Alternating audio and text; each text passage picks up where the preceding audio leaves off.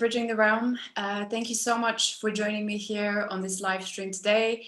I'm sure many of you have already seen that today, well, this weekend is very special because I wanted to really create something that could possibly help people who have gone through some losses this year.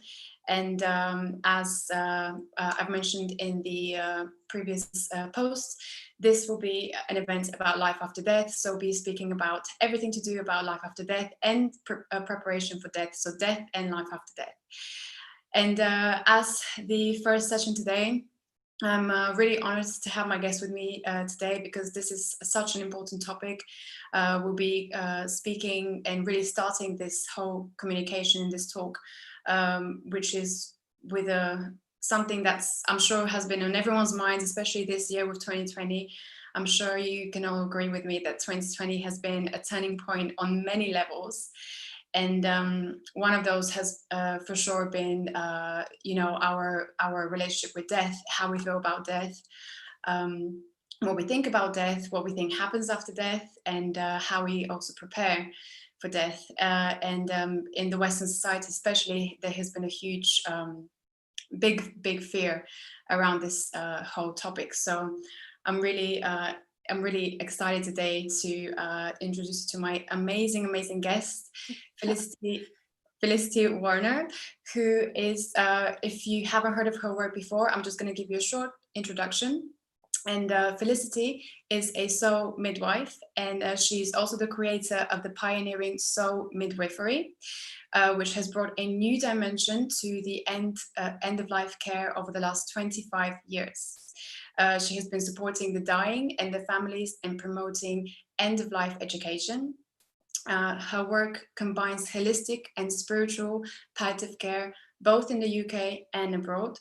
And now Soul Midwifery is all over the world. So there are Soul Midwives who exist now in the US, in Canada, in Australia, New Zealand, South Africa, and Europe. And Felicity is also a respected lecturer, teacher, and author of 4 acclaimed books, one of which is Gentle Dying, A Safe Journey Home, the Soul Midwives Handbook, and Sacred Oils. Felicity has also won 2 major national awards for her services of the dying, and was also named End of Life Doula of the Year by the Good Funeral Awards in 2017, in recognition of her services to the bereaved. And also, to finish off, her campaigning work in palliative care nominated her as Woman of the Year in Woman of the Year award in 2010, and one of the most inspirational women of the year by the Daily Mail in 2017. And Felicity's teachings focus on understanding the mysteries of death and dying, and the less obvious aspects of the journey and how to embrace them. And if you, any of you want to get in touch with her or learn more about her work, you can visit her on her website, www.soulmidwives.co.uk. So without further ado, Felicity, thank you so much for being here with me today. I really appreciate you taking this time out of your, I'm sure, still very busy schedule this year. So thank you so much. How are you? Oh, I'm really well. Thank you, Desi. It's great to see you. And thank you so much for inviting me. It's lovely, wonderful to have this opportunity. And you know from now how much I love talking about this subject. Oh, yeah. So there we are. Yes, no, thank you. I really appreciate you taking the time to be here today. And of course, this is a topic that I'm sure has been on everyone's minds this year. And yeah, especially this year, so many people have been thinking about this and trying to, I guess, battle with their fear of dying and really thinking about the whole thing.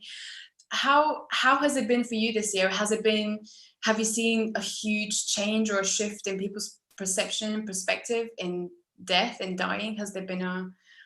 Yeah, well, like everybody else, you know, this year has been full of the most enormous challenges, obstacles, problems, anguish, but actually as well, it's been very pivotal in bringing about change.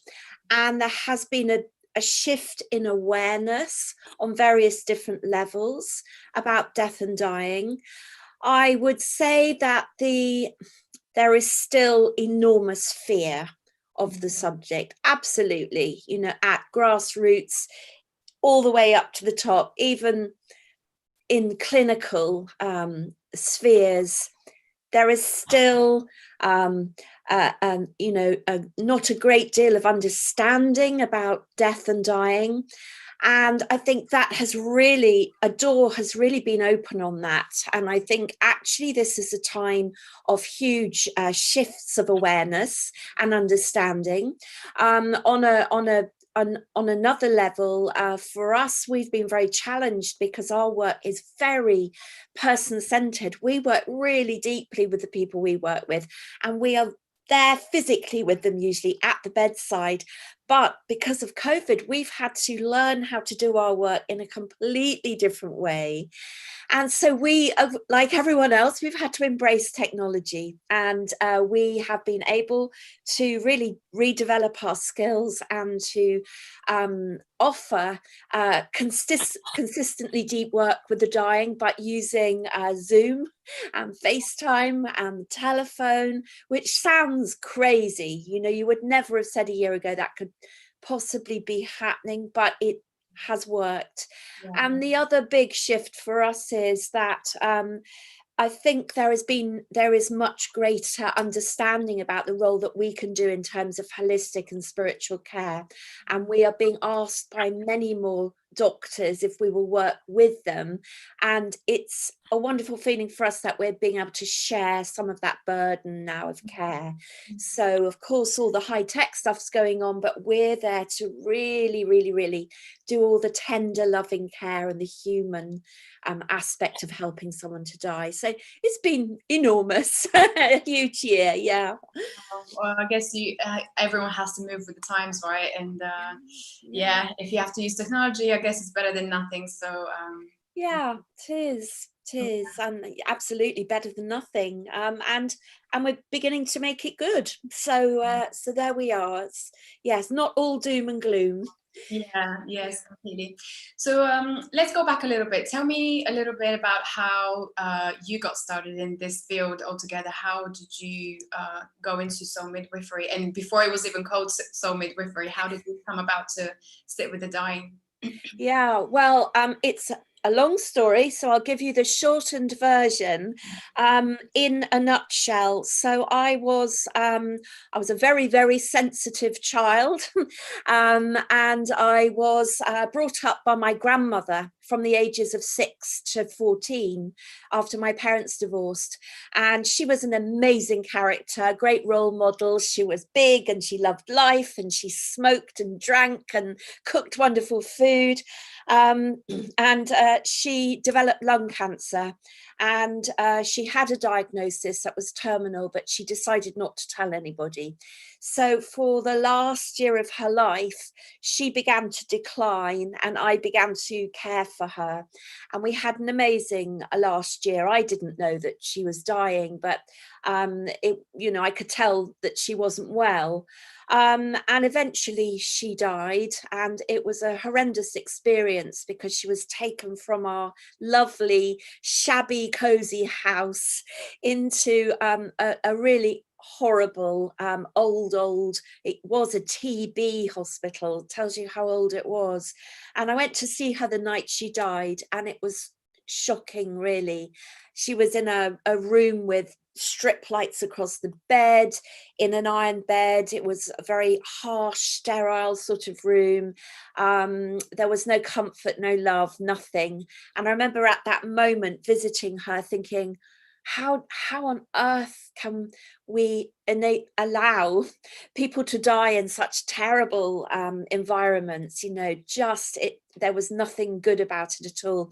And even that night, I remember thinking, one day I will do something about this. I will try and change the world. So that was, I think, the beginning of a very long journey. I then, through my teenage years, experienced a lot of death at close quarters with other family members. And eventually I became a health journalist, and I specialized in writing about young women. There was a genre emerging of young women who had had terminal diagnoses of breast cancer, and I wrote about 6 of them, and they were at the same age I was at then, and we were in our mid-30s. Life was at its prime. We all had young children, but they knew they weren't going to live. And really stemming from that work with them, so sitting and writing about their experiences, but hearing their harrowing, deeper stories and experiences, it really shone a light for me into how bad we were at dealing with death and how bad we were at talking about it, because all of them said the same thing, which was they had to pretend to be jolly and upbeat to support their families, who were saying, we're not even going to talk about the D word, you know, you are going to get better and everything else. And deep inside, they knew they weren't. And so they had no one to explore the really painful, deeper aspects of the emotional side of this. And so, although I had no skills at sitting with the dying, I did have a sort of emotional scar tissue and experience because of the things that had happened to me earlier in my life. And I was able to just sit and listen to them. And I began to realize that actually listening to someone very, very deeply when they are dying or in crisis is actually a very powerful tool.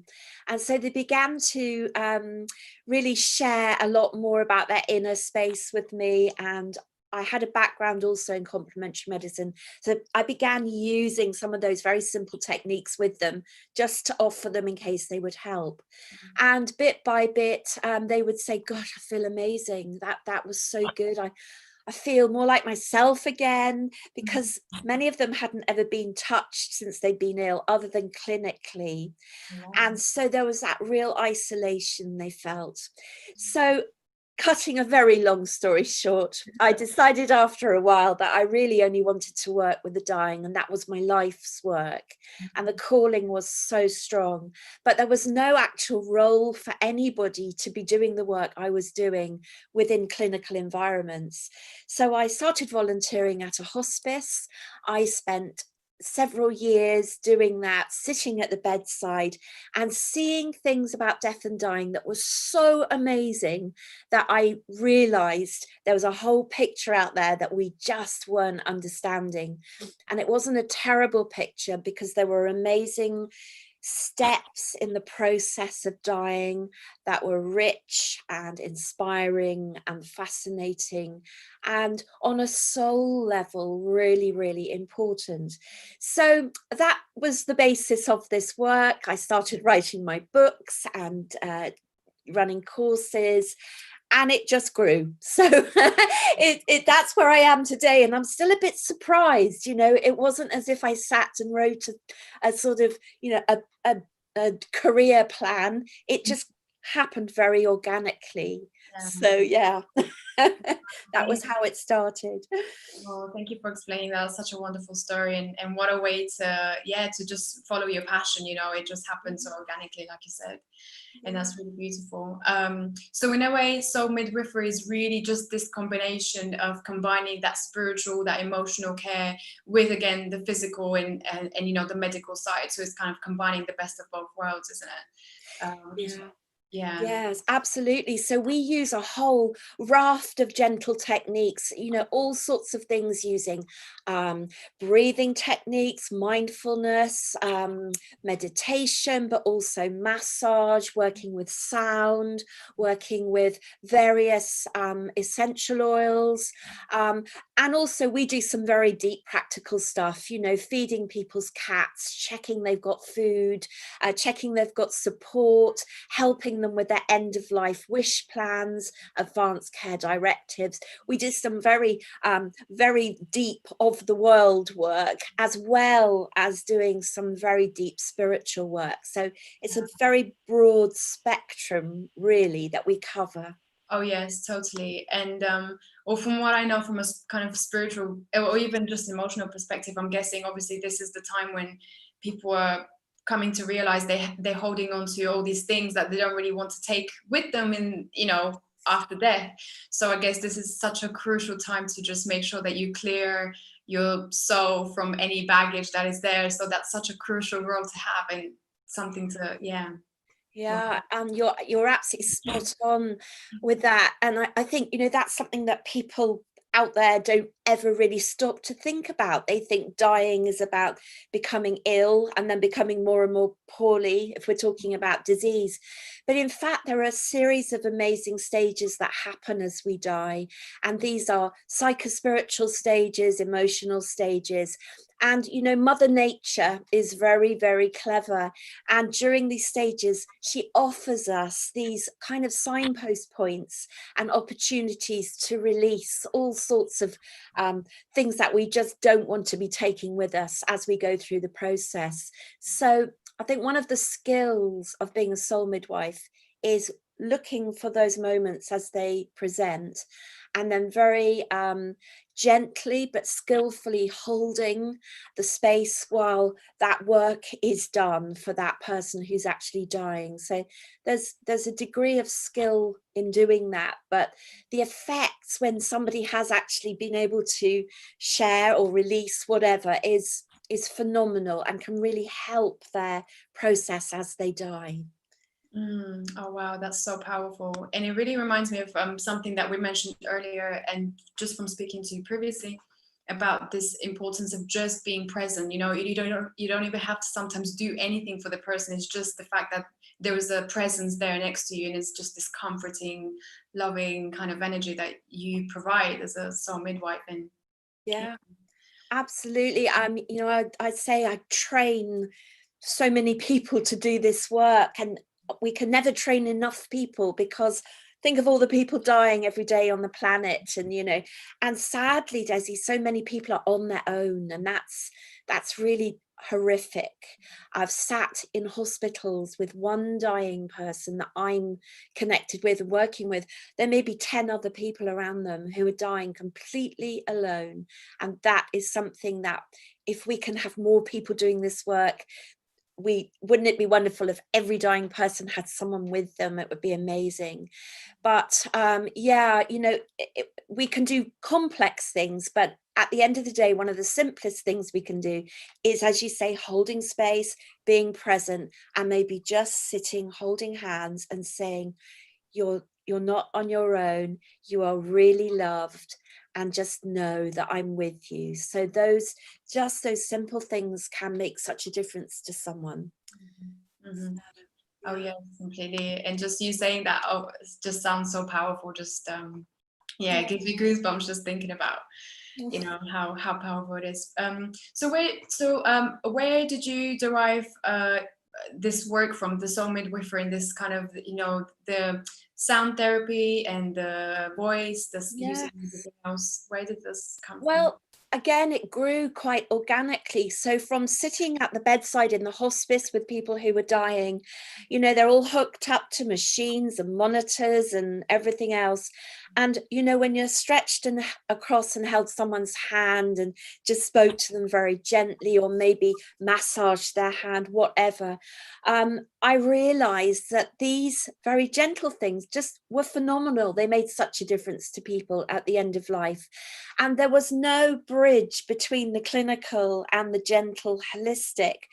And so I kind of sat there reimagining and thinking, hang on, we can introduce this, we can integrate this. It doesn't have to be that no one has done it yet. I'll do it. And so I suppose I just began doing it, and then it grew and grew. And so I was doing all this quite quietly on my own. And then one day the telephone rang, and it was a man on the end of the phone. I didn't know who he was. And he said, "Hello, can I speak to the soul midwife?" And I said, "I'm sorry, the soul midwife? It just didn't mean a thing to me." And I said, I'm not sure, can you explain? And he said, "Well, yeah, there's this woman who is like a midwife, but for dying people, and she works with the soul." And I thought, oh, that's so interesting. And so it stuck that term. And although this work is ancient, you know, we've always known how to sit with the dying, it hadn't been given a name, but he just came up with that name and it kind of stuck. So I didn't make it up, someone else used it. Okay. Yeah, really, really bizarre. Well, just another thing, how just things are coming into place when you're doing what you love and what brings you passion. Yeah, the flow was there all the way through. That never ever stopped. So I just fed into that energetic flow, really, Yeah. and went with it. Yeah. Yeah, no, just like that. Wow, amazing. Tell me a little bit about what are some of the weird things that you noticed when you were sitting with a dying. I'm guessing you've obviously sat with so many people over the years. What are there any things that kind of stood out to you that made you think, huh, maybe there is something Oh, after death, or beyond this physical dimension? yeah, absolutely. Well, I'm so used to it now that it is very commonplace for me to see and feel and observe things that aren't um, uh, written down in normal textbooks about death and dying. And in fact, these were the things that really made me think on a deep level, hang on, there is something extraordinary happening here when someone is dying. I'll just give a few examples. For instance, sitting with one lady, and she hadn't eaten, she hadn't drunk, she was on the verge of death, and she did not die, and day after day went by and no one could work out how she was managing to be here. She was hardly breathing. And then her husband came in to visit her, and the whole story fell into place. She'd been admitted as an emergency, but her husband, who was very elderly, hadn't been able to get to see her. And eventually he had. And the minute he got there, you know, there was this close heart connection between the two of them. And within 10 minutes, she'd gone. And that was very interesting because I got such a sense that she was actually waiting for him to come. And although she wasn't actually conscious when he came, on some deep level she knew. So that was a very interesting one. Also, I've been with people who are very close to the end of life, and they'll suddenly have this kind of surge of energy, and we'll start talking to someone in the room that we can't see. And that is very common indeed. And there was one elderly man I was with, and he sat up bolt upright in bed and went, "Oh, Albert." And his daughter was there too. And I said, "Albert, who's Albert?" "Oh my God," she said, "that was his horse." And he was a rag and bone man. He used to drive about the horse and cart and pick up people's old metal and rubbish. And he saw his horse coming for him, and then he died very peacefully. And one other lovely story, an old lady called Marjorie, who loved talking. She talked and talked and talked, and because she was quite lonely. And the nurses at the hospice said, "Please sit with her if you can, because she loves to chat, but we haven't got time to be there with her all the time." So I used to visit her, and she said to me one day, "You're always here at lunchtime. Do you come in the evenings?" And I said, "No, not usually." And she said, "Oh, that's so sad, because my father comes every evening to tuck me up at night at about 8 o'clock. I'd love you to meet him." So I thought, well, she's 90 something. That doesn't kind of square up. But anyway, it turned out that I was there one evening. My shift had changed, and I knocked on her door, and at 10 to 8 she was fast asleep. And I thought, bless her, she's fast asleep.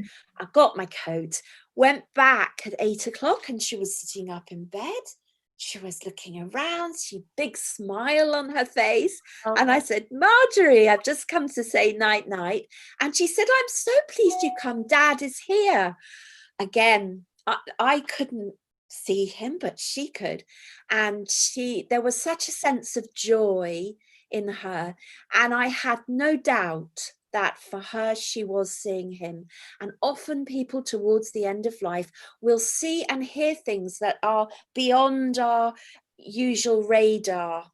And I have a theory that as our bodies become less important to us, our spiritual side and our radar starts to expand, and then we begin to have these extraordinary things that happen that we can't necessarily explain in the mundane level of the world.